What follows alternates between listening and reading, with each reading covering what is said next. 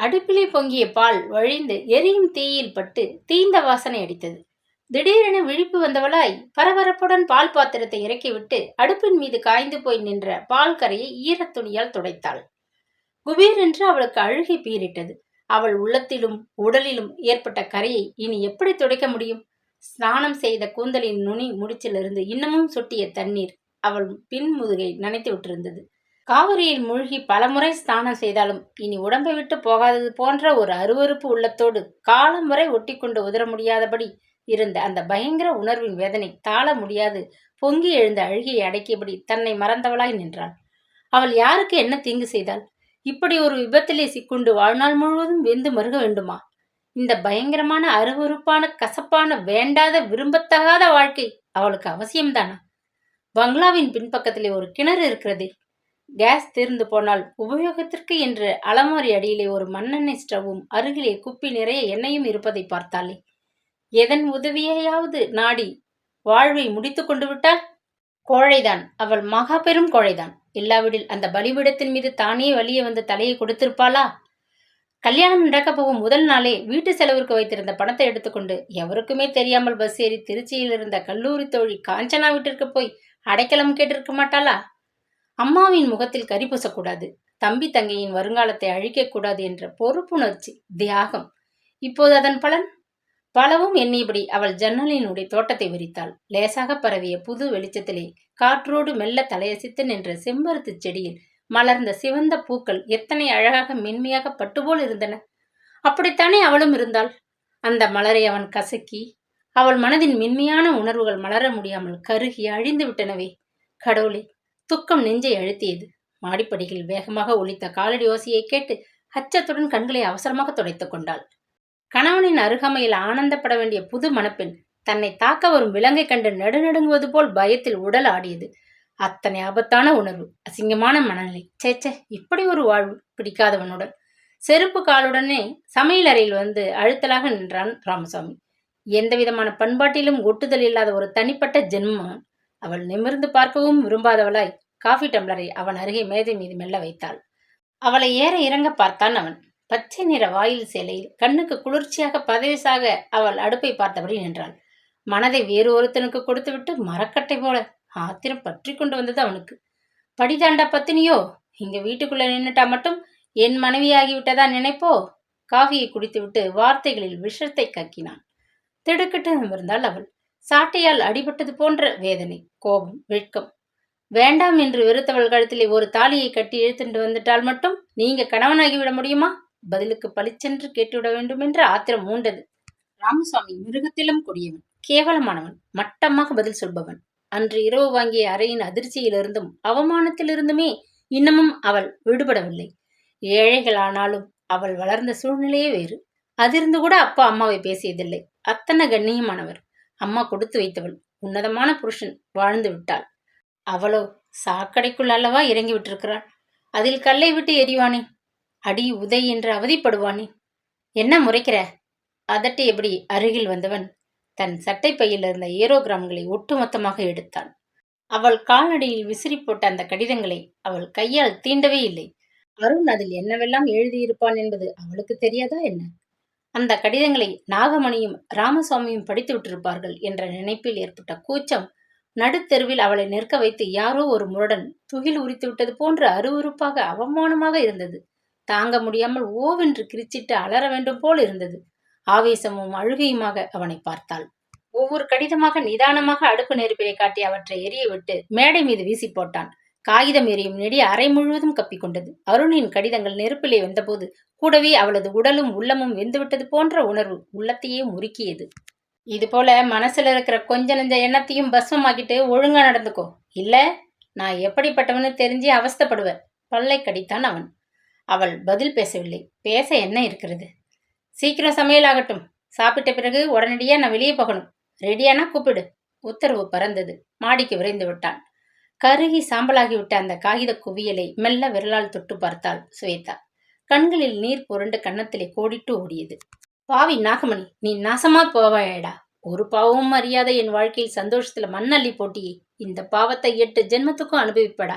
கடங்கார பாவி. தர்மம்னு ஒன்னு உலகத்துல இருந்தா பூமி பிளந்து உன்னை அணு அணுவா முழுங்கிடட்டும் சண்டாளா.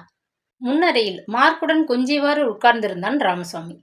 மார்க் செல்லப்பையா, தங்கப்பையா, இங்கே வாடா கண்ணு. குழைவாக கூப்பிடும் அவன் குரல் நடுவே தடால் என்ற சப்தம், கண்ணாடி நொறுங்கியது போன்ற ஓசை. அடுப்பை தனித்து குழம்பை அவசரமாக இறக்கிவிட்டு வெளியே எட்டி பார்த்தாள் அவள். மூலையிலே உயரமான முக்காலி மீது அலங்காரமாக வைத்திருந்த கிறிஸ்டல் கண்ணாடி பூந்தொட்டி கீழே விழுந்து நொறுங்கி போயிருந்தது. எப்படி நடந்தது என அவள் சிந்திக்கும் முன் இடுப்பில் இருந்த பெல்ட்டை உருவி கொண்டு கோபாவேசத்துடன் நாயை நெருங்கினான் ராமசாமி. ஆத்திரத்துடன் ஓங்கி அதன் முதுகிலே பலம் கொண்ட மட்டும் பல முறை அடித்தான். ராஸ்கல், விளையான ஜாமான், கழுத போல அது மேல விழுந்து உடைச்சிட்டு படுவா பண்ணி.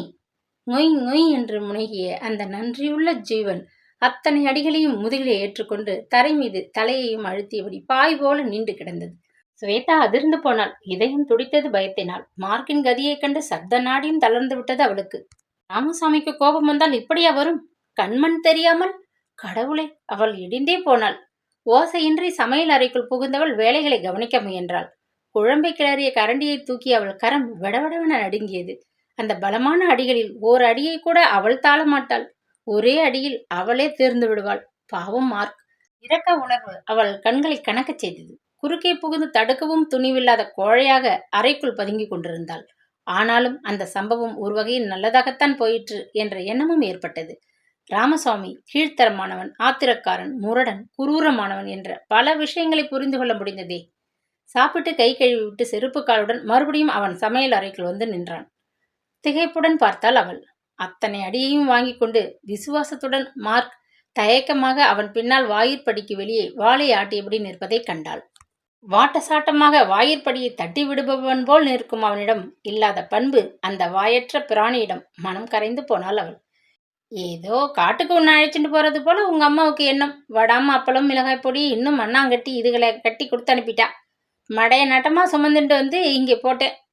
நீ வறட்சியாவது ஏதாவது பணம் கொடுத்து அனுப்பிச்சாளா? கல்யாண செலவுக்குன்னு சுளையா 5,000 கொடுத்தேனே நம்ம அழகான கல்யாணத்துக்கு. அத்தனையும் செலவாயிருக்காது. பாக்கி எவ்வளவு கொடுத்து அனுப்பியிருக்கா? கடுமையுடன் வினவினான். தூக்கி வாரி போட்டது அவளுக்கு. கை செலவுக்கு என்று அம்மாவும் அக்காவும் ஆளுக்கு 10 ரூபாய் கொடுத்தார்கள். அதை அவள் பெட்டி அடியில் பத்திரப்படுத்தி இருந்தாள். கேட்கிறேன், பதில் சொல்லாம முழிக்கிறியே. அவன் இறைந்தான். கை செலவுக்குன்னு 20 ரூபாய் கொடுத்தா. திணறினாள் அவள். சினிமா இல்லனை போல் சிரித்தான் அவன். வீடே கலகலத்து விட்டது போன்ற கிளியில் பயந்து போனாள் அவள்.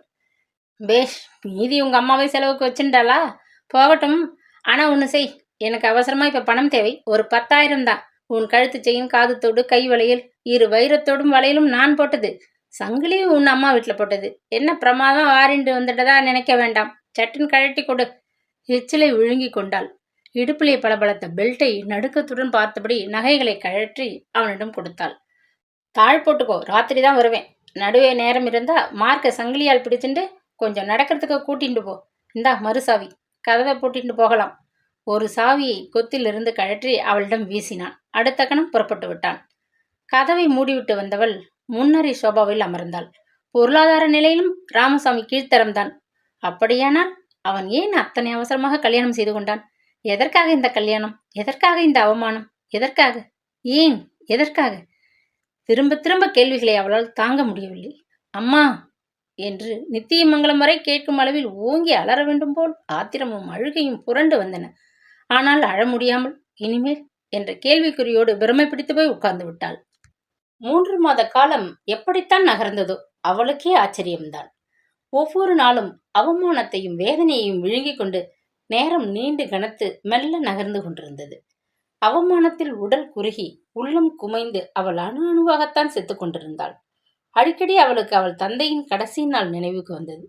மரணப்படுகையில் கிடந்த அவள் தந்தை சட்டென்று செத்துவிடவில்லை. தன் நினைவு அழிந்து வெகு நேரம் தொண்டைக்குழியில் கபம் அடைத்து கொண்டு மூச்சு திணற, சாகவும் மாட்டாது, பிழைக்கவும் வழி இல்லாமல் அந்த உயிர் பட்டதே ஒரு பாடு. அந்த மாதிரியான மரண அவஸ்தையில் அவள் நித்தமும் வாழ்ந்து கொண்டிருந்தாள். அந்த குறுகிய காலத்திற்குள் எத்தனை அனுபவங்கள், அசிங்கமான அருவருக்கக்கூடிய அவமானம் கொடுத்த அனுபவங்கள் பல. ஒரு நாள் காலை தொலைபேசி மணி ஓசையை கேட்டு ரிசீவரை கையில் தூக்கினாள். மறுபுறத்தில் ஒரு பெண்ணின் ஆங்காரமான கீச்சுக்குரல் காதை துளைத்தது. நீதான் ஸ்ரீமதி ராமசாமியா? துணிஞ்சி அவன் கல்யாணத்தில் இறங்கும் அளவு அப்படி என்ன நீ பேரழகி? மறுபுறத்தில் அந்த பெண் அதட்டினாள். மூச்சு இழுத்து கொண்டு ஸ்வேதா பேசும் முன் அதுவரை அவள் கேட்டிராத கொச்சை வார்த்தைகளில் மறுபக்கத்தில் இருந்தவள் வசை மாறி பொழிந்துவிட்டு போனை டக்கென்று வைத்து விட்டாள். ராமசாமியின் காதலுக்கு பலியானவர்களில் அவள் ஒருத்தி போலும். வயிறெறிந்து சபித்துக் கொள்கிறாள் என்று புரிந்து கொண்டதும் ஸ்வேதாவின் உடல் அனலாக தகித்தது. ரிசீவரை கையால் பிடித்தபடி மரமாக வெகு நேரம் நின்று கொண்டிருந்தாள். இன்னொரு சமயம் அவள் அடுப்பில் வேலையாக இருந்தபொழுது இன்னொரு தொலைபேசியில் அவளை அழைத்தாள். எத்தனை நாள் அவனுடன் நீ வாழப்போற? என்னத்தை நம்பி அவனுக்கு கழுத்தை நீட்டின? மட சாம்பராணி. ராமசாமி ஒரு வடிகட்டின அயோக்கியன். ஒரேடியா அவனை நம்பி மோசம் போயிடாதே எச்சரித்தாள். அவளுக்கு ஸ்வேதா பதில் சொல்லும் முன் மறுபக்கத்தில் இணைப்பு பட்டென்று துண்டித்து கொண்டு விட்டது. உன் கணவன் என்ன வியாபாரம் செய்கிறான்? எப்படி பணம் சம்பாதிக்கிறான்? ஏதாவது உனக்கு தெரியுமா? மக்கு பிளாஸ்திரி. பெரிய மனிதனை கட்டிக்கொண்ட நினைப்பு. ஏளனமாக தொலைபேசியில் வேறு ஒரு பெண் கேட்டாள். அவளுக்கு சுட சுட பதில் பேச வேண்டும் என்று ஸ்வேதா வாயை திறக்கும் முன் பயங்கரமாக சிரித்துவிட்டு அந்த அனாமதையும் சட்டென்று போனை வைத்து விட்டாள். தொலைபேசியில் மணி அடித்தால் எடுப்பதா வேண்டாமா என்ற அளவில் அதை கண்டு பயப்படும் ஒரு நிலை அவள் மனதில் உருவாகிவிட்டிருந்தது. இந்த அனுபவங்களை பற்றி அவள் ராமசாமியிடம் வாயை திறக்கவில்லை. அவனுடன் தாராளமாக பேசக்கூடிய அளவுக்கு துணிவு இருக்கவில்லை. ஏதோ ஒரு கவலை அவனை உள்ளே தின்று கொண்டிருந்தது. வீட்டை விட்டு கிளம்பும் முன் ஒரு நாளும் அவன் நல்ல மனநிலையில் இருந்ததே இல்லை. குளித்து முடித்துவிட்டு சாப்பிட்டு வெளியே கிளம்புவதற்குள் அவன் பல சிகரெட்டுகளை புகைத்தான். சிந்தனையுடன் அமைதியின்றி முன்னறையில் குறுக்கும் நெடுக்குமாக உலாவினான். சின்ன விஷயத்திற்கெல்லாம் சீறி விழுந்தான். வீட்டிற்கு ஒவ்வொரு நாளும் இரவு வெகு நேரம் கழித்தேதான் வந்தான். ஏன் வருகிறான் என்று அவள் எண்ணும்படி வரும்பொழுதே கோபாவேசத்துடன் காரிலிருந்து இறங்கி உள்ளே வந்தான். அவனை பொறுத்தவரை 1000ல் அவள் ஒருத்தி என்ற அசட்டை. ஆரம்பத்தில் இருந்த ஆர்வம் குறைந்ததும் அவன் கண்களுக்கு அவள் ஒரு அலங்கார வேலைக்காரியாகத்தான் தோன்றினாள். அவளை பொறுத்தவரை அவள் வேண்டாது. உடலும் உள்ளமும் விஷமாக வெறுத்த கணவன் என்ற உறவில் ஒரே வீட்டில் அவர்கள் அதிகம் பேசிக்கொள்ளாது எந்திர கதியில் நாட்களை ஓட்டி கொண்டிருந்தனர். மார்க் மட்டும் நிழல் போல் அன்புடன் அவள் கால்களை சுற்றி கொண்டு வீட்டை வளைய வந்து கொண்டிருக்காவிடில் அத்தனை பெரிய பங்களாவில் அடுத்தடுத்து வீடுகளே இல்லாது தனியாக நின்ற அந்த வீட்டிற்குள் கழுத்தை பிடித்து நெறித்தாலும் ஓடி வந்து உதவ மனித அரவமற்ற சூழ்நிலையில் அவள் பயத்திலேயே இதற்குள் செத்துவிட்டிருப்பாள். தோட்டத்தில் இருந்த மரக்கிளை மீது குருவி வந்து உட்கார்ந்து விட்டாலும் ஆக்ரோஷமாக குறைத்து அவளை எச்சரித்து காவல் காத்து வந்த மார்க்குக்கும் அவளுக்கும் இடையே அந்த குறுகிய காலத்தில் நெருக்கமானதொரு நேசம் வேகமாக வளர்ந்து கொண்டு விட்டது. அவள் அங்கு வந்து சில நாட்களுக்கு பின் வீடு கூட்டும் வேலைக்காரியும் வேலையில் இருந்து நின்று கொண்டு விட்டாள். ஏன் மலைச்சு போய் நிற்கிற? ஜமீன்தார் பரம்பரை, வீட்டு வேலை செய்து பழக்கமில்லாத கைகள், வேலைக்காரிக்கு கொடுக்கும் சம்பளத்தையாவது மீதம் பண்றேன், வீட்டை கவனி. எரிந்து விழுந்தான் ராமசாமி. அவள் வாயை திறக்கவில்லை. நாள் முழுவதும் அந்த வீட்டை சுத்தப்படுத்தி பாத்திரங்கள் தேய்த்து துணி துவைத்து சமைத்து வைத்துவிட்டு மூச்சு விட நேரமின்றி பாடுபட்டாள். காய வைத்த துணிகளை அருகில் இருந்த தெரு ஒன்றின் முனையில் நிற்கும் நடமாடும் இஸ்திரி தொழிலாளியிடம் கொடுத்து பெட்டி போட்டு வாங்கி தயாராக பீரோவில் அடுக்கி வைத்தாள். நாயை குளிப்பாட்டி சோறு போட்டால் சாயங்கால வேளைகளில் ராமசாமி சொற்படியே கழுத்துப்பட்டையில் சங்கிலியை பிணைத்து அதை பிடித்து கொண்டு கடற்கரை ஓரமாக 2 கிலோமீட்டர் தொலைவு தினமும் நாய்க்கு நடைபயிற்சி கொடுக்க தொடங்கினாள். அந்த நேரத்தில் அங்கும் இங்கும் பாதி நிலையில் கட்டப்படாது நின்ற கட்டடங்களை வெறித்து பார்த்தபடி சாலை ஓரமாக அவள் நாயுடன் நடப்பது வழக்கமாகிவிட்டது. அதில்தான் அவளுக்கு எத்தனை அமைதி! அந்த 1 மணி நேரம் சிறை போன்ற வீட்டிலிருந்து வெளிப்பட்டு மனதை அழுத்தி கொண்டிருக்கும் துன்ப உணர்வுகள் லேசாகி நீல வானத்தையும் தூரத்தில் தெரிந்த கடலையும் செழித்து வளர்ந்து நின்ற தென்னை மரங்களையும் பார்த்தபடி அவள் சிறிது நிம்மதியுடன் மூச்சு விட்டாள். சில்லென்று கடற்காற்று சவுக்குத்தோப்புக்குள் புகுந்து தாவி வந்து அவள் நெற்றி கூந்தலை புரட்டும் போது அப்பாடா என்றதொரு மன நிறைவு. 3வது மாத தொடக்கத்தில்தான் அவளுக்கு அவர்களின் நட்பு கிடைத்தது. ஒரு நாள் மாலை அவள் மார்க்குடன் நடந்து கொண்டிருந்தாள். அவளை தள்ளிவிடுவது போல் மார்க் சங்கிலியை வேகமாக இழுத்து கொண்டு காதுகளை விரைத்து கொண்டு என்று உரிமியது. தொடர்ந்து கோரமாக குறைக்கத் தொடங்கியது. அதற்கு எதிரொலி போல் அதுவரை குடியில்லாது கிடந்த அந்த வீட்டின் தோட்டத்திற்குள்ளிருந்து ஓடி வந்து கேட்டின் மேல் முன்னங்கால்களை வைத்து ஆள் உயரத்திற்கு ஆக்ரோஷமாக எழும்பி நின்ற வெள்ளை நிற அல்சேஷின் பதிலுக்கு ஓங்கி குறைத்தது. ஒன்றை ஒன்று கடித்து விழுங்கிவிடும் போன்ற கடுமையான பார்வை, உருமல் சாலையே அதிர்ந்து விடும் போன்ற குறைப்பு சத்தம். மார்க், சும்மா இரு. ஸ்வேதா செல்லமாக அதட்டியபடி நாயின் முதுகை மெல்ல தட்டினாள். சாம்சன், டேய் சாம்சன், பேசாம இருக்க மாட்டே? படவா ராஸ்கல், திரு உன் பாட்டனுக்கு சொந்தமா? யாரையும் போக விட மாட்டேங்கிறியே? அன்போடு அதட்டிய ஒரு பெண்ணின் குரல் பின்பக்கத்திலிருந்து வந்தது. 50 வயது இருக்கும். முன்னேற்றி கூந்தலில் நரைக்கரை கட்டியிருந்தது. ஆனாலும் கலை நிறைந்த முகம், வியர்வையில் நனைந்துவிட்ட பெரிய குங்குமப் பொட்டு, கண்களில் நட்புரிமை பாராட்டும் மிருதுவான சிரிப்பு, கூர்மூக்கில் வலது பக்கத்தில் டால் அடித்த வைர மூக்குத்தி, அத்துடன் போட்டியிட்டு பளிச்சிட்ட வரிசை பற்கள். யாரம்மா நீ? மெல்ல சிரித்தபடி கேட்டுக்கொண்டே அவள் கேட்டறிய வந்தாள். குறைத்துவிட்டு ஓய்ந்து போன நாய்கள் ஒன்றை ஒன்று பார்த்து மெல்ல உருமின. யார் வீட்டில் நீ வேலை செய்கிற? அந்த அம்மாள் கேட்டபோது ஸ்வேதா வெட்கத்தால் முகம் சிவந்து போனாள். இதே சாலையில் கொஞ்ச தூரத்தில் தன்னந்தனியா ஒரு பங்களா இருக்கு பாருங்க, அதுதான் எங்க வீடு. வார்த்தைகள் பஞ்சமாகி தடுமாறினாள். மன்னிச்சுக்கோமா, தவறாக கேட்டுட்டேன். முறுவலித்த அந்த அம்மாள் தங்கள் நாயின் கழுத்து பட்டையை சட்டென்று இழுத்து பிடித்து கொண்டு கேட்டை மெல்ல திறந்தாள். உள்ளே வாம்மா, நான் இந்த பக்கத்துக்கு புதுசு, அதனால தப்பா கேட்டுட்டேன். நீங்கள் கேட்டதில் தவறு இல்லை. எங்களுக்கு இப்போ கொஞ்சம் பணம் கஷ்டம், அதனால என் நகைகளை விற்க நேர்ந்தது. கழுத்திலும் கைகளிலும் ஏதும் இல்லாததன் உண்மையை ஒளிக்காது ஒப்புக்கொண்டாள் ஸ்வேதா. அவளுக்கு போலி கௌரவம் என்றுமே பிடிக்காத விஷயம். மஞ்சள் வெயிலில் துடைத்துவிட்ட தங்கச் சிலை போல நின்ற அந்த அழகான பெண்ணை ஏற இறங்க பார்த்தாள் அந்த அம்மாள். கவடமற்ற அந்த முகம், வெளிப்படையான பேச்சு எல்லாம் அவளுக்கு கனப்பொழுதில் பிடித்து விட்டன. வாம்மா, உள்ளே வா. நாங்க கூட இந்த பங்களாவை இப்பத்தான் வாங்கினோம். தனியா பேச்சு துணைக்கு யாரும் இல்லாம இருக்க கஷ்டமா தான் இருக்கு. பேசிக்கொண்டே உள்ளே சென்றாள். நாயை பிடித்து இழுத்துக்கொண்டு ஸ்வேதா அவளை பின்தொடர்ந்தாள். சற்று முன் கடித்து குதிரிடும் வகையில் ஆர்ப்பாட்டம் செய்த இரு நாய்களும் ஒன்றை ஒன்று முகர்ந்து பார்த்து வாளை ஆட்டிக்கொண்டு மெல்ல நட்புரிமை பாராட்டத் தொடங்கின. ஐயம்மாள் ஸ்ரீநாதன் தம்பதியின் நட்பு அவளுக்கு இப்படித்தான் கிட்டியது. ஐயம்மாள் தம்பதியினர் வெகுகாலம் டெல்லியில் இருந்தவர்கள். அவர்கள் 2 பிள்ளைகளும் தத்தம் மனைவியுடன் அமெரிக்காவில் குடியேறிவிட்டனர். வயது காலத்தில் சென்னையிலேயே தங்கியிருக்க விரும்பி அந்த வீட்டை விலைக்கு வாங்கி சுத்தம் செய்து சில தினங்களுக்கு முன்னர் தான் குடி வந்திருந்தனர். தங்களை பற்றி சுருக்கமாக அவர்கள் தெரிவித்துக் கொண்டனர். அர்த்தமற்ற தனது வாழ்க்கையில் அவர்களது நட்பு ஒரு பெரும் பிடிப்பாக இருப்பதை உணர்ந்து உள்ளூர மகிழ்ந்து போனாள் ஸ்வேதா. அந்த 1 மாத காலமும் விரைவாக போய்விட்டதை போன்றதொரு பிரமிப்பு அவளுக்கு. ஒவ்வொரு தினமும் சாயங்கால நேரத்தில் அவள் சந்தோஷமாக எதிர்பார்ப்புகளுடன் நாயை கையில் பிடித்து கொண்டு சாலையில் வேகமாக நடப்பாள். ஐயம்மாள் அவளை எதிர்நோக்கியபடி தன் நாயுடன் எதிர்பக்கமாக நடந்து வருவாள். இருவரும் சந்தித்து கொண்டு தங்களுக்கு உள்ள வயது வித்தியாசத்தை மறந்து எத்தனையோ விஷயங்களை பற்றி நேரம் போவது தெரியாது சிரித்து பேசி மகிழ்வார்கள். ஸ்வேதா தன்னை பற்றி அளவோடுதான் ஐயம்மாளிடம் சொல்லியிருந்தாள். தன் அவலமான வாழ்க்கையின் உண்மை நிலையை பற்றி அவள் மூச்சு விடவில்லை. ஐயம்மாள் அன்றைய தினம் அவளை மிகவும் வற்புறுத்தி தங்கள் வீட்டிற்கு அழைத்துச் சென்று தங்களுடன் டிஃபன் சாப்பிடும்படி வற்புறுத்தினாள். நாயை வெளியே இருந்த கம்பத்தில் கட்டிவிட்டு அவள் முன்னறைக்கு வந்து வீட்டை வியப்புடன் சுற்றி பார்வையிட்டாள்.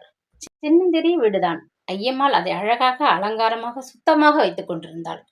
சாப்பிடுமா, உன்னை பார்க்கும் பொழுது எனக்கு என் தங்கை பெண் லதாவின் ஞாபகம் வருகிறது. தட்டிலே பருமாறிய அரிசி உப்மாவை அவள் பக்கம் நகர்த்தி வைத்து உபசரித்தார் ஸ்ரீநாதன். அவளுக்கு அது சமயம் அந்த பெரியவரின் அன்பான பேச்சு இறந்து போன அப்பாவைத்தான் நினைவுறுத்தியது.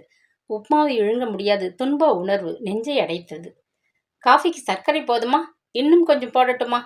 பரிவுடன் விசாரித்து கொண்டு மேஜை அருகே வந்து அமர்ந்த ஐயம்மாளை பார்த்தபோது அவள் மனதை என்னவோ செய்தது. முன்பின் தெரியாத அந்த தம்பதியினர் அவளிடம் பெற்ற மகளைப் போன்று பரிவு காட்டினர். எங்கள் பங்களாவிற்கு நீங்களும் வர வேண்டும் என்று பதிலுக்கு அழைக்க வேண்டும், அவர்களை உபசரிக்க வேண்டும் என்ற ஆசையில் தவித்தாள். தனக்கு அந்த உரிமை உண்டா என்ற சந்தேகத்திலே தடுமாற்றத்துடன் அவள் சாப்பிட்டு முடித்து எழுந்தாள். மஞ்சள் வெயில் மங்குவதைக் கண்டு அவசரமாக விடைபெற்று கொண்டு நாயுடன் கிளம்பினாள். வீட்டுத் தோட்டத்தை அடையும் முன் மார்க் சங்கிலியை இழுத்துக்கொண்டு உரத்து குறைக்கத் தொடங்கியது. மூடியிருந்த கேட் சிறிது திறந்திருப்பதைக் கண்டு அவள் பயந்து விட்டாள். ஐயோ, அல்சேஷன் வச்சிருக்கிறானா? எனக்கு தெரியாதே என்று கூச்சலிட்ட குச்சி போன்ற மெலிந்த ஒரு மனிதன் தோட்டத்து வேப்ப மரத்தின் பின்னால் ஓடி ஒளிய முயற்சித்தான். பயப்படாதீங்க, நாயை நான் பிடிச்சிட்டு தான் இருக்கேன். என்ன மீறி உங்களை கடிக்காது. ஆமாம், நீங்க யார்? அவள் துணியுடன் கேட்டுவிட்டு மார்க்கை இழுத்து கொண்டு உள்ளே வந்தாள். நிதானமாக மூச்சு விட்டான் அவன்.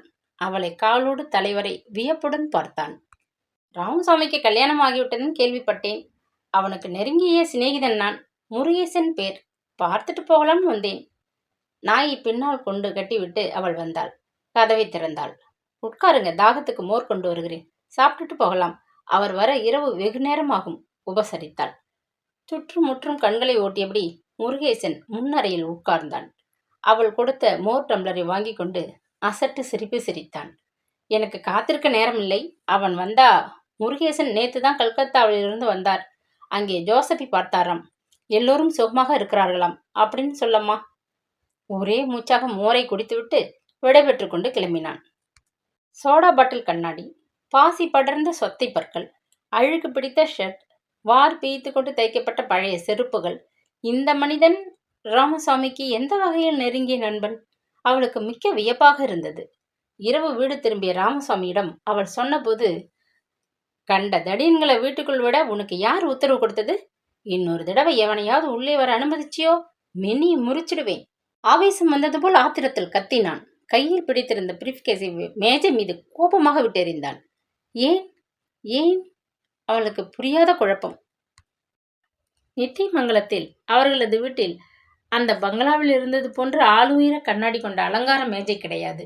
ஒருமுறை திருவிழா கடையில் அம்மா வாங்கிய கையகல முகம் பார்க்கும் கண்ணாடிதான் கூடத்து சுவரில் ஒரு பக்கம் தொங்கிக் கொண்டிருந்தது. அதை எடுத்து தூணில் அடித்திருந்த ஆணியில் மாட்டிவிட்டு முகத்தை கழுவி முற்றத்து குரட்டில் உட்கார்ந்து பொட்டிட்டு மையிட்டு தன் அழகை அதற்குள் பார்த்து மகிழ்வது உண்டு. அப்போது அருணை பற்றி அவள் காதல் நினைப்பிலே கட்டிய எத்தனையோ கற்பனை கோட்டைகள், கண்ட கனவுகள், இன்ப நினைவுகள் இப்போது அவையெல்லாம் இடிந்து விழுந்து தூளாக நொறுங்கி விட்டனவே. இப்போது நினைத்தாலே அருவருக்கும் ஒரு படுகுழியில் விழுந்து விட்டாளே. அந்த அழகை கண்ணாடியில் வேறு பார்த்து ரசிக்க வேணுமா என்ற வெறுப்பு, கசப்பு, ஆத்திரம். அன்று காலை குளித்துவிட்டு தலையை வாரிக்கொள்ள கண்ணாடி முன் நின்றதும் அவள் மீதே அவளுக்கு எரிச்சலாக வந்தது. அந்த கடைக்காரன் கேட்ட கேள்வி நினைவில் வந்தது. மஞ்சள் கயிறு மட்டுமே தொங்கிய தனது வெறுமையான கழுத்தை கண்டு வெறித்தபடி நின்றாள். கஞ்சி போடாமல் தோய்ந்து விழுந்த பழைய நூல் சேலை, கை நிறைய பிளாஸ்டிக் வளையல்கள். அந்த பங்களாவின் பின்னணியில் அவள் வேலைக்காரியாக தோற்றமளித்ததில் தவறென்ன? பார்ப்பவர்கள் அவளை எப்படி எஜமானி என்று எடை போட முடியும்? அதற்காக கோபப்பட்டு என்ன பயன்? ராமசாமியும் வர வர அவளை சம்பளமில்லாத வேலைக்காரியாகத்தானே வேலை வாங்கி அதிகாரம் செய்து வந்தான். பொதுவாக 60 நாள் கெடு கொண்ட அந்த ஆசை 20 நாளிலேயே அஸ்தமித்து விட்டதும் அவள் அவனுக்கு பெரும் பாரமாக தென்பட்டாள். ஆனால் அது சமயம் அந்த வீட்டை நிர்வகிக்க பொறுப்பான ஒரு ஆள் தேவையாக இருந்தது. அதனால் அவளை அவன் விட்டு வைத்திருக்கிறான். கையில் முன்போல் பணப்புழக்கம் புரண்டு கொண்டிருந்தால் குளித்து போனதும் அவளை பெட்டியோடு பிறந்த வீட்டுக்கு நெட்டி தள்ளி இருப்பான். அழுத்து போன முகங்களை அவன் என்றுமே உறவு கொண்டாடியதில்லை. ஒவ்வொரு நாள் காலையிலும் அவன் புறப்படும் முன் ஓர் 5 ரூபாய் நோட்டை அவள் பக்கம் வீசிவிட்டு கிளம்புவது வழக்கம். அதற்குள் அவள் அன்றாட செலவுகளை நிர்வகிக்க வேண்டும் என்பது நிபந்தனை. அன்று காலையும் வழக்கம்போல் ரூபாய் நோட்டை வீசி போட்டான். 2 ரூபாய் நோட்டு ஒன்று பறந்து அவள் காலடியில் விழுந்தது. என்ன அப்படி முழிக்கிற? இனிமே இவ்வளவுதான் முடியும். நீ வந்த வேலை அதிர்ஷ்டம் ஓஹோன்னு பிச்சிக்கிறது. 2 ரூபாய் போறாது? ஏன், நீ பெரிய ஜமீன் பரம்பரையோ? உன் பிறந்த வீட்டு லட்சணம் தெரிஞ்சு கிடக்கே. குமுறி எழுந்த கோபத்தை நெஞ்சுக்குள்ளே விழுங்கி கொண்டாள். அந்த யமுனா ஸ்டோர்காரர் மளிகை கடன் பாக்கின்னு நினைவுபடுத்த சொன்னார். முனகினாள். பாக்கி கடன் என்றாலே அவன் துள்ளி குதிப்பான் கோபத்தில். எனக்கு தெரியும் எப்ப கொடுக்கணும்னு. நீ ஜாமான ஆர்டர் பண்ணிட்டு வாய முடிண்டிரு சீறினான். அவன் கையில் பிடித்திருந்த கனமான பையின் மீது அவள் கவனம் செல்வதை உணர்ந்து தொப்பென்று அருகில் இருந்த வட்ட மேஜை மீது அந்த பையை போட்டான்.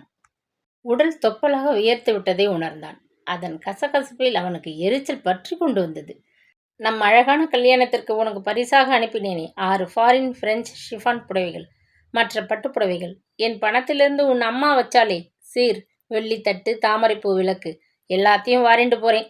போய் அலமாரியை தேடிண்டு நிற்காதே. ஒரு அவசர தேவைக்கு இதுகளை விற்க போறேன். கதவை சாத்திக்கோ. கடுமையாக கூறிவிட்டு பையை எடுத்துக்கொண்டு கிளம்பினான். திக்பிரமையுடன் நின்றிருந்தாள் அவள். அவனது பொருளாதார நிலைமை நாளுக்கு நாள் அவ்வளவு கேவலமாக போய்கொண்டிருக்கிறது. முதலில் நகைகள், இப்பொழுது துணிமணிகள், பிறகு வீட்டு மேஜை, நாற்காலி. பின்னர் அவன் எதை விற்கப் போகிறான்? தாழ முடியாத கலவரத்தில் தள்ளாடி கொண்டு வாயிற்கதவை அடைத்துவிட்டு சமையல் அறைக்குள் வந்தாள். ஜாமான்கள் வைத்திருந்த டப்பாக்களை ஒவ்வொன்றாக வைத்துக்கொண்டு இன்னும் 15 நாட்களை ஓட்டிவிட முடியும். அதற்கு பின் முதல் நாள் கடைக்காரரை அவள் தொலைபேசியில் அழைத்த ஜாமான்கள் பட்டியலை கூறியபோது அவர் மௌனமாக கேட்டுக்கொண்டார். சாயங்காலத்துக்குள் ஜாமான்களை அனுப்பி வைப்பீர்களா? அவள் கேட்டாள். அவருக்கு அப்போது அநேக வாடிக்கைக்காரர்கள் சூழ்ந்து கொண்டிருந்தார்கள் போலும்.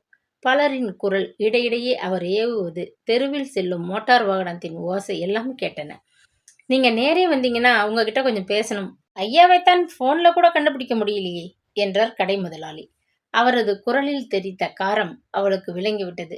மளிகை ஜாமான்களை வரவழைக்காமல் இருந்தால் ராமசாமி கோபிப்பான் என்ற அச்சம் மார்க்கை முன்னறையில் தள்ளிவிட்டு வாயிற்கதவை பூட்டிவிட்டு விடுவிடு என்று கடைப்பக்கம் போனாள். மாதம் பிறந்த 2ஆம் தேதி கும்பல் வழிந்தது கடையில். ராமசாமி வீட்டு ஜாமான்களை சாயங்காலத்திற்குள் அனுப்பி வைக்க சொல்லுங்க. அவள் முடிக்கும் முன் கடை முதலாளியின் கண்களில் கனல் தெரித்தது. போன வாட்டி 3 மாசம் பாக்கி. ரொம்ப மிரட்டி கேட்ட பிறகு சமையல்கார ஆளு கொண்டாந்து பணத்தை கட்டிட்டு போனாரு. இப்ப மறுபடியும் 3 மாசம் பாக்கி. உங்க எஜமானி அம்மாவையே நேரம் வந்து கேட்டுக்க சொல்லு இந்த அநியாயத்தை. வேலைக்காரி நீ ஏன் வந்த? ஸ்வேதா அவமானத்தால் துடித்தாள். விற்றென உடல் சிறுத்து கடை வராந்தா அருகில் இருந்து சிமெண்ட் பிளவிற்குள் மறைந்து விட மாட்டோமா என தவித்தாள். நான் தான் எஜமானி என்றாலும் கடைக்காரர் நம்ப தயாரா இல்லை. கொலை குற்றம் புரிந்துள்ள கைதி போல் அவளை அங்கிருந்த சிலரது பார்வை குத்தி குதறியது. அதற்கு மேல் நிற்க பிடிக்காதவளாய் அவள் ஓட்டமும் நடையுமாய் மூச்சிருக்க வீட்டிற்குள் வந்து சோபாவின் மேல் விழுந்தாள். அழுகையும் ஆத்திரமும் முட்டித்தள்ள கதவை கூட சாத்தாமல் வெகு நேரம் உட்கார்ந்திருந்தாள். கடைக்காரன் பாக்கியை பற்றி மட்டும்தான் ஸ்வேதா ராமசாமியிடம் குறிப்பிட்டாள். அதற்கே அப்படி ஆத்திரப்பட்டானே. இன்னும் அவளை வேலைக்காரி என்று சொன்னதை குறிப்பிட்டிருந்தால் என்ன ஆகியிருக்கும்? வீட்டு வேலை முடிந்ததும் செடிகளுக்கு நீர் வார்க்க நீண்ட ரப்பர் குழாயை எடுக்க பின்பக்கத்து ஜாமான் அறையை திறந்தாள் அவள். தேங்காய் நார், பழைய குப்பை, சாக்குப்பைகள் நிரம்பிய கூடையை நகர்த்திவிட்டு ரப்பர் குழாயை இழுத்து வெளியே எடுத்தாள். அப்பொழுது சுவர் மூலையாக அவள் பார்த்திராத ஒரு அட்டை பெட்டி அதற்கடியில் இருந்தது. இது எப்படி இங்கே வந்தது? வியப்புடன் மெல்ல திறந்து பார்த்தவள் வண்ண வண்ண மாத்திரைகள், குழல்கள் கொண்ட பிளாஸ்டிக் பைகளை கண்டாள். சில பைகளில் காய்ந்து சருகாகிவிட்ட இலை போன்ற ஒரு பொருள், வயிற்றை குமட்டிய ஒரு மக்கள் வாசனை. பத்திரிகைகளில் படித்திருக்கிறாள், சினிமாவில் பார்த்திருக்கிறாள், ஹாஸ்டலில் மற்ற மாணவிகள் கதை கதையாக பேசுவதை காது கொடுத்து கேட்டிருக்கிறாள். நேரில் அவற்றை பார்த்தபோது பயத்தால் உறைந்தே போனாள். உடல் சில்லிட்டு மூச்சு அடைத்து விட்டது போன்ற கிளி.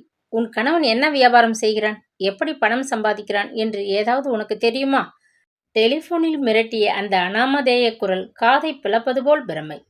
ராமசாமி பெண் பித்தன் மட்டுமல்ல, போதைப் பொருளை கடத்த உதவுகின்ற சமூக துரோகி, பயங்கர குற்றவாளி. உண்மை விளங்கியது. அவள் ஆடிப்போனாள். சட்டென்று பெட்டியை மூடி ரப்பர் குழாயை சுருட்டி அதேபோல் வைத்துவிட்டு கதவை பூட்டி கொண்டு தோட்டத்து பக்கம் வந்தாள். ஆரஞ்சு வண்ண போகன் வில்லாவும் விருட்சி பூவும் காற்றுக்கு தலையாட்டின.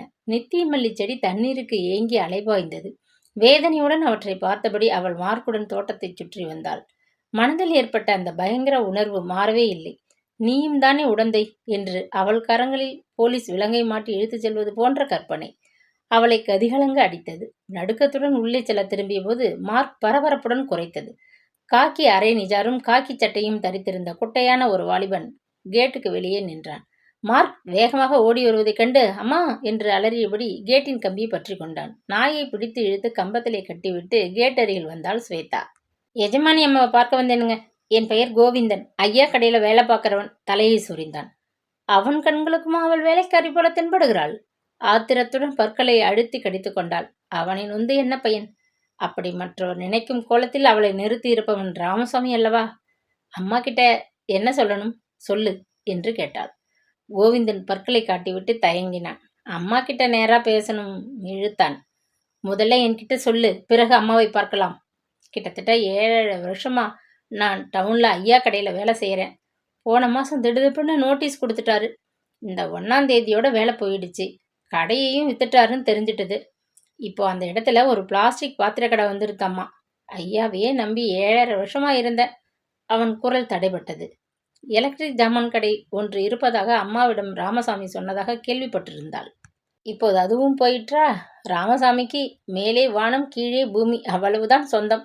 இதை நம்பித்தான் அவளால் யோசிக்கவே முடியவில்லை. வெறுப்பினால் பக்கென்று சிரித்தாள். என் வயிறு எரியுது, நீ சிரிக்கிறியே முறையிட்டான் அவன். உன்னை பிடிச்ச 7.5 நாட்டான் விட்டுடுதுன்னு நினைச்சுக்க. ஐயாவும் அம்மாவும் இந்த ஊரை விட்டு போயிட்டாங்க. இங்கே நீ நின்று பிரயோஜனம் இல்லை. சொல்லிக்கொண்டே வேகமாக உள்ளே சென்று கதவை தாளிட்டு கொண்டாள். அன்று மார்க்குடன் உலாவச் சென்ற அவளுக்கு மனம் இருக்கவில்லை. தன் வருங்காலத்தை பற்றி கவலையுடன் சிந்தித்தபடியே அவள் மேடு முழுவதும் வளைய வந்தபோது மார்க் மறுபடியும் குறைக்கும் ஒலி கேட்டது. இந்த முறை மாலை தபால்காரன் ஒரு கடிதத்தை கேட்டின் வெளியே நின்றபடி வீசி எறிந்துவிட்டு போயிருந்தான். புல்தரை மீது வந்து விழுந்த அதை ஓடிச் சென்று எடுத்தாள். அம்மா கோமதி எழுதியிருந்தாள். பரபரப்பாக பிரித்து படித்தாள். புக்ககம் போய் 3 மாசத்திற்கு மேலாகிறது. உன்னிடமிருந்தும் அவரிடமிருந்தும் கடிதத்தையே காணும். ஒரே கவலையாக இருக்கு. நீ இல்லாம வலதுகை ஒடிஞ்சு போன மாதிரி ரொம்ப கஷ்டப்படுகிறேன். தம்பி தங்கைக்கு சதா உன் நினைவு. எனக்கு ராத்திரியில இப்பெல்லாம் தூக்கம் வர்றதில்லை. உன்னை பத்தியே சதா நினைப்பு. சில சமயங்களில் அழுது விடுகிறேன். நீ எங்கேயாவது சுகமாக இருந்தால் போதும். உடனே பதில். கடிதத்தை படித்ததும் சுக்கல் சுக்கலாக அதை கிழித்து எறிந்தாள். உண்மையை தெரிஞ்சின்றால் நீ அழமாட்டியம்மா, செத்தே போயிடுவ. உன் பெண்ணை நீ புககத்துக்கு அனுப்பலேம்மா. சீக்கிரமா உன் பெண் ஜெயில இருக்காள்னு கேள்விப்படுவ. எண்ணங்களின் வேகத்தில் கன்னங்களில் கண்ணீர் பொங்கி ஒழிந்தது. விம்மி விம்மி அழுதபடி உள்ளே வந்து கதவை சாத்தி கொண்டாள். ஆனால் வரப்போகிற அபாயங்களை அப்படி சாத்தி தடுக்க முடியுமா? அவளது நெஞ்சு பட்பட்டென்று துடித்தது. படிக்கும் காலத்தில் ஹாஸ்டலில் மற்ற மாணவிகளின் கூட்டத்தடியையும் வீட்டில் அம்மா தம்பி தங்கையின் நெருக்கத்திலும் வாழ்ந்தவள் ஸ்வேதா. என்றாலும் இந்த சில மாதங்களில் நாளின் பெரும்பொழுதை அந்த பெரிய பங்களாவில் தனியே இருக்க பழகி கொண்டிருந்தாள். அவளை பொறுத்தவரை ராமசாமியின் வருகையை விட அந்த தனிமையே மனதிற்கு நிம்மதியை தந்தது.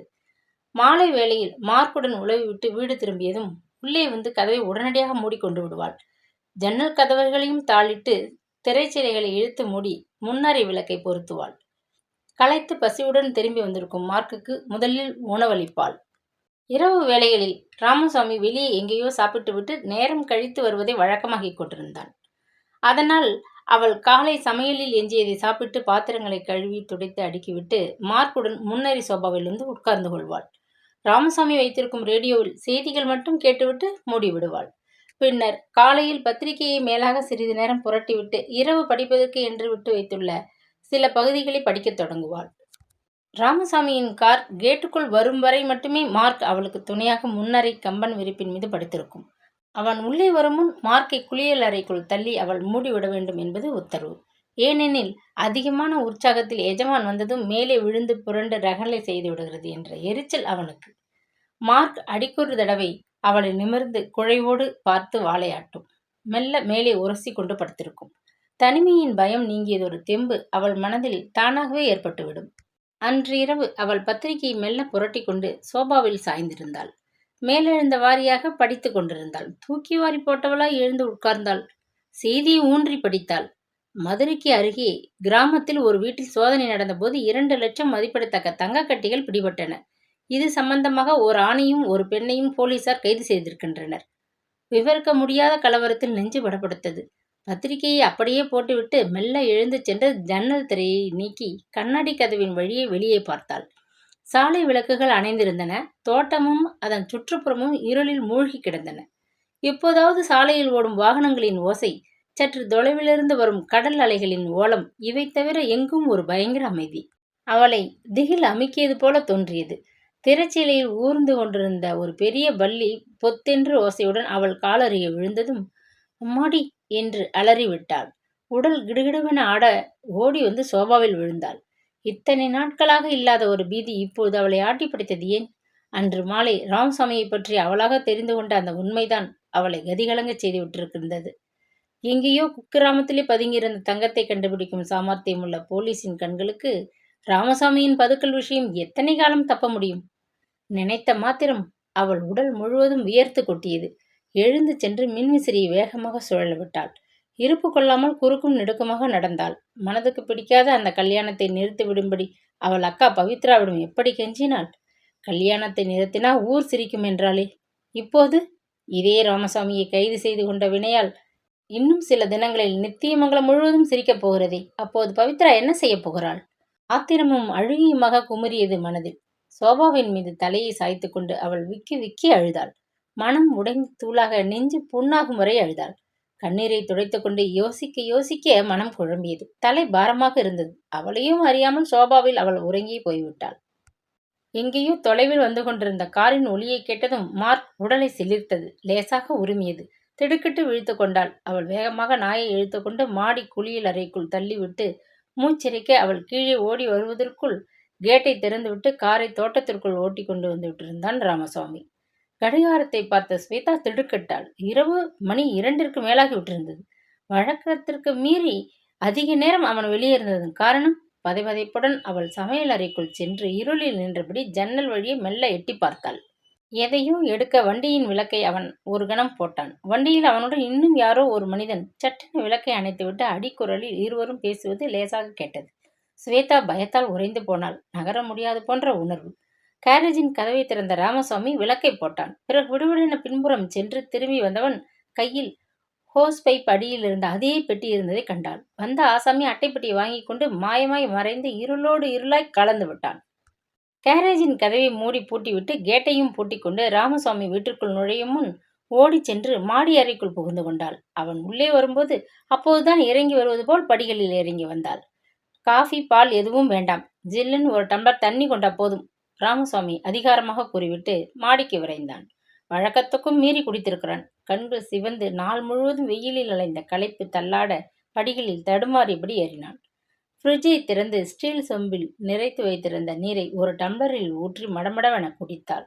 வயிற்றுக்குள் சில்லென்று நீர் விழுந்தது. ஆனாலும் நயவஞ்சக பாவியிடம் நன்றாக சிக்கிக் கொண்டு விட்டோமே என்ற ஏமாற்றத்தின் எரிச்சல் அடங்கவே இல்லை.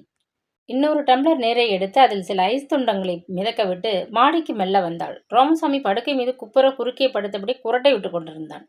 மூக்கு மொழியுமாக ராஜா போல் என்று பவித்ராக்கா வர்ணித்த அந்த மகாராஜா இப்போது ஒரு காண்டாமிருகமாக அவளை வெறுப்பேற்றிக் கொண்டிருந்தான். தண்ணீர் டம்ளரை டீஃபாயில் மீது வைத்துவிட்டு விளக்கை அணைத்தாள். சுவரோரமாக ஒரு மூலையில் கையை மடக்கி தலைக்கு ஆதரவாக வைத்துக்கொண்டு சுருண்டு படுத்தாள். மறுநாள் காலை 10 மணி அளவில்தான் அவன் எழுந்தான். குளித்து உடித்து கொண்டு கீழே வந்தவன் காஃபி மட்டுமே சாப்பிட்டான். காலடியில் உருண்டு விழுந்த 2 ரூபாய் நாணயங்களை அவள் பொறுக்கிக் கொண்டு நிமிர்ந்தபோது அவன் வெறித்து கொண்டு நிற்பதை கவனித்தாள். யாராவது தேடிண்டு வந்தா ராமசாமி வீடு இதுவான்னு கேட்டா அப்படி ஒருத்தர் இங்கே இல்லையே, இது சண்முகநாதன் வீடுன்னு சொல்லு. இன்னைக்கு ஒருவேளை நான் வர நேரமாகலாம், எனக்குன்னு எதுவும் சமைக்க தேவையில்லை, கடுமையாக கூறினான். போலீஸ் தேடினால் கூடவா போய் சொல்லணும்? கேட்க நாக்கு துடித்தது. காலை வேளையில் அந்த முரடனுடன் வீண் வம்பு எதற்கு என்று மௌனமாக தலையாட்டினாள். அவன் புறப்பட்டு சென்றதும் நிம்மதியுடன் கதவை சாத்திக்கொண்டு வீட்டு காரியங்களை கவனிக்கலுற்றாள். மாடி அறையை பெருக்கி குளியல் அறையை கழுவி ஒழுங்கு செய்துவிட்டு அவன் வாரி இறைத்திருந்த துணிகளை அள்ளி வாளியில் போட்டுக்கொண்டு பின்பக்கம் சென்றாள். மார்க் தோட்டத்தை சுற்றி உற்சாகமாக குதித்து ஓடி விளையாடி கொண்டிருந்தது. துணிகளை துவைத்து கொடியில் உலரப் போட்டாள். பிளாஸ்டிக் கிளிப்புகளை பொருத்திவிட்டு காலை கழுவி உள்ளே வந்தாள். வாயில் அழைப்பு மணி கிணுகிணுத்தது. மார்க் கோபத்துடன் குறைத்தது. சட்டென தாவி அதன் கழுத்துப்பட்டையை பிடித்து அருகில் இருந்த அறைக்குள் தள்ளி கதவை மூடினாள். முன்னறைக்கு வந்து கதவிலிருந்து கண்ணாடி துவாரத்தின் வழியே வெளியே பார்த்தாள். தோட்டத்தினின்று ஒரு டாக்ஸி கேட்டை தாண்டி கொண்டு சென்றது. வராந்தா மீது ஒரு பெரிய பெட்டியும் தோல்பையும் பிரம்பு கூடையும் வைக்கப்பட்டிருந்தன. கதவருகே வெளிர் மஞ்சள் வண்ண ஸ்லாக் ஷூட் தரித்த ஓர் இளம்பெண் கழுத்தின் மீது புரண்ட தனது குட்டையான முடியை இடது கரத்தால் ஒதுக்கி கொண்டு நிற்பதை கண்டாள். கதவை திறக்கலாமா வேண்டாமா? ஸ்வேதா யோசிக்கும் முன் பலமாக மீண்டும் அழைப்பு மணி அலறியது. யாரது என்று அதட்டும் தோரணையில் கொடுத்தாள். ஷியாம் என்னை வீட்டுக்கு வர சொன்னார், வந்திருக்கேன், கதவை திற, ஜாமான்களை உள்ளே வைக்கணும். ஆங்கிலத்தில் பேசினாள். வெளியே நின்றவள் குரலில் ஒரு கர்வம், அதிகாரம், மிடுக்கு. ஸ்வேதா குழம்பி விட்டாள். யாருக்கும் பதில் சொல்ல வேண்டாம் என்று உத்தரவு போட்டுவிட்டு ராமசாமியே எவளையோ வர சொல்லி இருக்கிறானே, என்ன செய்வது? என் வீட்டுக்குள்ளேயே என்னை அனுமதிக்க ரொம்ப யோசனையோ? கழுக்கென சிரித்தாள். வாயிலில் நின்றவள் ஸ்வேதா திடுக்கிட்டு போனாள். என்ன வேணும், யார் நீங்கள் என்று கோபமாக கேட்டபடி கதவை திறந்தாள். அவளை தள்ளி விடுவது போல் உள்ளே நுழைந்த அந்த வாட்டசாட்டமான பெண் ஊருக்கு புதியவள் போல் தென்பட்டாள். வெகு தூர பயணத்தால் அழுத்து போன தோற்றம், ஒப்பானையால் கூட ஒழிக்க முடியாத முதிர்ச்சி அடைந்த முகம். அப்பப்பா, இடத்தை தேண்டி கண்டுபிடிக்கிறதுக்குள்ள தனக்குள்ளே முணுமுணுத்தபடி உரிமையாக சோபாவின் மீது காலை நீட்டிக்கொண்டு சாய்ந்து கொண்டாள். மூண்டெழுந்த சினத்தை அடக்கி கொண்டாள் ஸ்வேதா. நீங்கள் யாருன்னு இன்னமும் சொல்லலையே, மெல்லிய குரலில் கேட்டாள். அவள் பேசிய தமிழ் வந்தவளுக்கு புரிந்தது. ஆனால் பதில் ஆங்கிலத்தில் வந்தது. யார்னா கேட்கிறாய்? அந்த கேள்வியை நான் அல்லவா உன்னிடம் கேட்க வேண்டும்? உறக்க சிரித்தாள் அவள். ஸ்வேதா விளங்காமல் விழித்தாள். நான் தான் சமந்தா, இந்த வீட்டு எஜமான் திரு ராமசுவாமியின் மனைவி. இத்தனை நாட்களாக பிரிந்து வாழ்ந்தோம். இப்பொழுது அவரோடு வாழ வந்து விட்டேன். பங்களாவின் கூரையே தடதடவென சரிந்து தலையில் விழுந்து விட்டதைப் போன்ற அதிர்ச்சியில் வாயடைத்து நின்றாள் ஸ்வேதா. சிலையாக நின்ற அந்த பெண்ணை காலோடு தலைவரை சில வினாடிகள் வியப்போடு ஆராய்ந்த சமந்தா திடீரென உரத்த குரலில் சிரித்தாள். ஸ்வேதா திகைப்புற்று விழித்து கொண்டாள். ரொம்ப பிரமிச்சு போயிட்ட இல்லையா? சியாம் என்னை பற்றி உன்னிடம் சொல்லியிருக்க மாட்டார். சொல்லியிருந்தால் இந்த கல்யாணத்திற்கு ஒத்துக்கொண்டிருப்பியா? ஏளனமாக கேட்டபடி எழுந்து நின்றாள். கூரை முகப்பை தொட்டு விடுகிறவள் போல் வாட்டசாட்டமாக நின்ற அவளை கண்டு ஸ்வேதாவுக்கு உள்ளூர நடுக்கமாகத்தான் இருந்தது. ராமசாமியின் கைவிடப்பட்ட காதலி ஒருத்தி வஞ்சம் தீர்த்து கொள்ள இப்படி ஒரு நாடகம் போட்டும் பயமுறுத்துகிறாளா? உள்ளே விட்டதே தப்பு. இப்பொழுது என்ன செய்வது? வெளியே இரு, பிறகு அவரை வந்து நேரடியாக பார்த்து பேசிக்கொள் என்று சொன்னால் அடித்து விடுவாள் போல் இருக்கிறதே. பதைபதைத்து போனாள். அவள் முன் தான் சரணாகி ஒரு சிறு பொம்மை போல் சக்தி இழந்துவிட்டது போன்ற ஒரு பயங்கர உணர்வில் தடுமாறிக்கொண்டு நின்றாள். என் ஜாமான்களை என் அறையில் கொண்டு போய் வைக்கணும், ஆளை கூப்பிடு. அதிகாரமாக அவள் அதட்டினாள். சுவேதாவின் உள்ளங்கைகள் வியர்வில் நனைந்தன. அதிர்ச்சியும் அச்சமும் தாளாது நெஞ்சு படபடுத்தது. வேலையால் யாரும் கிடையாது, மெல்ல சொல்வதற்குள் திணறி போனாள். மறுபடியும் சமந்தா சிரிப்பு சிரித்தாள். வேலைக்காரி இல்லை என்பதற்காக உன்னை ஒரு மஞ்சள் சிரட்டை கட்டி இழுத்து கொண்டு வந்தாரா? அச்சா சொல்லிவிட்டு வராந்தாவிற்குள் சென்று தரதரவென்று பெட்டியை தரை மீது இழுத்து உள்ளே நகர்த்தி வைத்தாள். கூடையையும் தோல்பையையும் தூக்கி அங்கிருந்தபடி அசட்டையாக உள்ளே வீசினாள். கீழ் உதட்டை கடித்து கொண்டு திகைப்புடன் நின்ற சுவேதாவை ஏளனமாக பார்த்தபடி தன் பெட்டியை திறந்தாள். சேலை, சட்டை, துணிகள் இவற்றின் அடியிலிருந்து ஒரு காகித உரையை இழுத்து எடுத்தாள். நின்ற இடத்தில் வேறொன்று விட்டவள் போல் அசையாதிருந்த சுவேதாவிடம் வந்து காகித உரையிலிருந்து ஒரு புகைப்படம், சில கடிதங்கள் முதலியவற்றை எடுத்து அவளிடம் நீட்டினாள். புகைப்படத்திலே கழுத்தில் பூமாலையுடன் மணப்பெண் கோலத்திலே சமந்தா ஒரு பெரிய கேக்கை குனிந்த நிலையில் வெட்டி கொண்டிருந்தாள். அருகே கோட்டும் ஷூட்டுமாக பூமாலை அணிந்த மணமகனாக ராமசாமி நின்று கொண்டிருந்தான். சுற்றுப்புறத்தில் பல்லை இழித்து கையை தட்டும் கோலத்தில் சில தலைகள் தெரிந்தன. மற்றொன்று, ராமசாமிக்கும் சமந்தாவிற்கும் கல்யாணமாகிவிட்டது என்பதை நிரூபிக்கும் ஒப்பந்த பத்திரம்.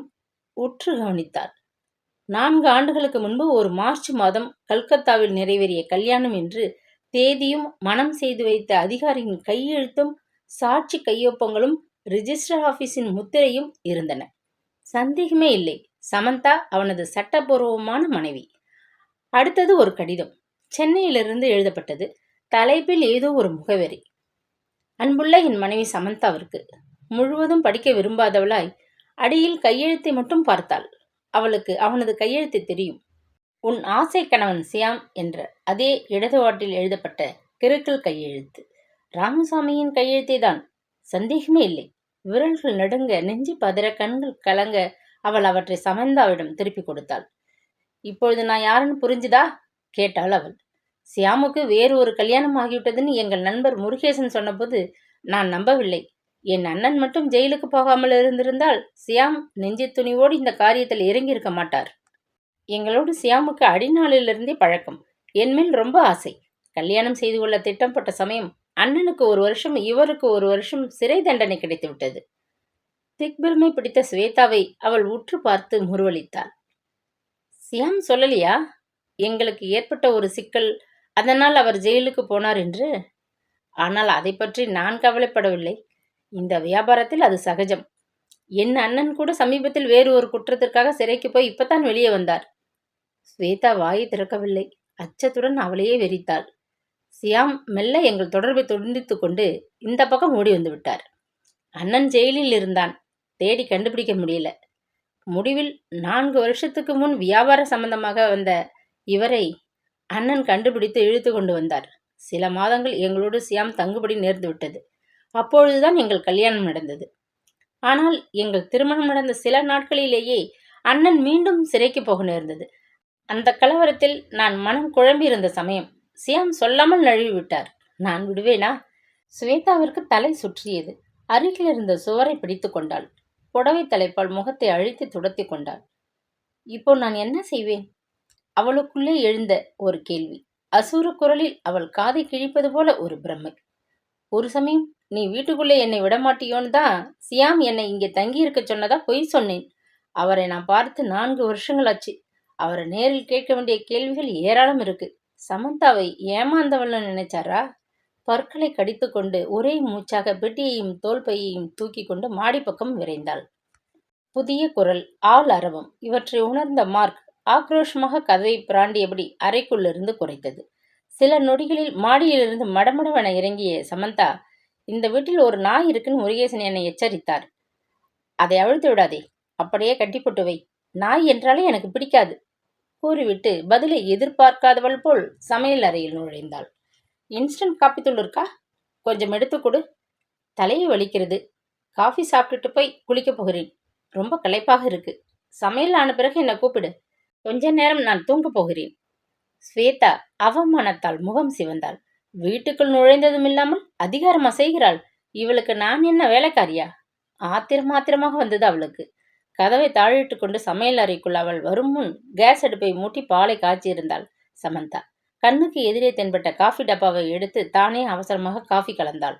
சர்க்கரையை வாரி கொட்டி ஆற்றி டம்ளரை கவ்வி குடித்தாள். அப்படியே மேஜை மீது வைத்துவிட்டு மாடிக்கு சென்று விட்டாள். சிறிது பொழுதில் குளியல் அறையிலிருந்து தண்ணீர் வெளியே பாயும் சப்தம் கீழ்குழாய் வழியே கேட்டது. பெரிய வம்பில் அகப்பட்டு கொண்டு விட்டோம் என்ற அதிர்ச்சியில் சமையல் அறைக்குள் வளைய வந்தாள். மார்க்கின் குறைப்பு அதிகமாகிக் கொண்டே வந்தது. அப்பொழுதுதான் நினைவிற்கு வந்தது, அதற்கு காலை உணவு கொடுக்கப்படும் நேரம். இத்தனை குழப்பங்களில் இடையேயும் அவளுக்கு மார்க்கின் மீது மனம் குழைந்தது. ஐயோ பாவம் என்றபடி அவள் பாலை ஊற்றி குக்கரில் வைத்திருந்த காலை சாதத்தை போட்டு பிசைந்து கொண்டு அரைப்பக்கம் ஓடினாள். என்ன நடந்தது, ஏன் இப்படி இருக்க என்பது போல் அவளை கண்டதும் மார்க் முன்னங்கால்களை தூக்கி வைத்தபடி வாளை பலமாக ஆட்டியது. என்னிடம் சொல், உன் கவலைகளை தீர்த்து வைக்கிறேன் என்றது போன்ற ஆறுதலான பார்வை அதன் கண்களில் குழைந்தது. ஸ்வேதாவிற்கு அழுகை பொத்துக்கொண்டுதான் வந்தது. மார்க் என்று கூறிக்கொண்டே அதன் கழுத்தை கட்டிக்கொண்டு ஸ்வேதா விக்கி விக்கி அழுது விட்டாள். கிண்ணத்தில் போட்ட சாதத்தின் மீது மார்க் கவலைப்படவில்லை. மாலையாக அவள் கண்களில் விழுந்த நீரை நக்கி துடைத்தது. அவள் பிடியிலிருந்து வெளியே வர உடம்பை நெளித்து கொண்டது. அது சமயம் தோட்டத்திற்குள் கார் வரும் சப்தம் கேட்கவே நாயை அவசரமாக இழுத்து தோட்டத்து கம்பம் ஒன்றில் கட்டினாள். கண்களை துடைத்து கொண்டு உள்ளே ஓடினாள். ஜன்னல் வழியே பார்த்தாள். ராமசாமி வண்டியிலிருந்து இறங்கினான். இந்த வேளையில் ஏன்? தனக்குள் கேட்டபடி கதவை திறந்தாள். பிரிட்கேஸை சோபாவின் மீது வீசி போட்டவனது கண்களில் அந்த கூடை பட்டுவிட்டது. இதென்ன? அவன் கேட்க வாய் திறக்கும் முன் அவள் முந்திக் கொண்டாள். சமந்தா உங்களை தேடிக்கொண்டு வந்திருக்கிறாள், மாடியில் இருக்கிறாள். சொல்லி முடிப்பதற்குள் புலிபோல் அவன் பாய்ந்து அருகில் வந்து விட்டான்.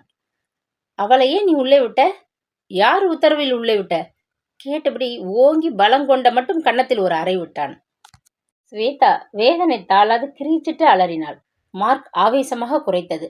மாடிப்படிகளில் படபடவென்ற காலடி ஓசை கேட்ட ராமசாமி திரும்பினான். பிரித்துவிட்ட கூந்தல் கழுத்தில் புரள சிவப்பு மேக்ஸில் கண்களில் கோபம் சிந்த காளி போல் வந்து நின்றாள்.